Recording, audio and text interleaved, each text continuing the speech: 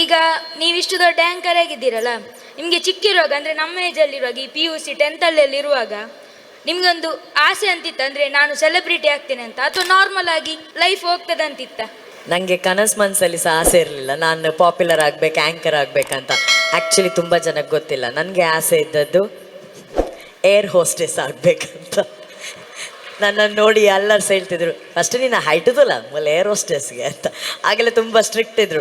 ಮತ್ತು ಒಬ್ಬರು ನನಗೆ ಆಸ್ಟ್ರಾಲಜರ್ ಹೇಳಿದರು, ನೀನು ಗಗನದ ಎತ್ತರಕ್ಕೆ ಹೋಗ್ತೇ ಅಂತ. ಆಗ ನನಗೆ ಕನ್ಫರ್ಮ್ ಆಯಿತು, ನಾನು ಪಕ್ಕ ಗಗನ ಸಖಿ ಆಗ್ತೇನೆ ಅಂತ.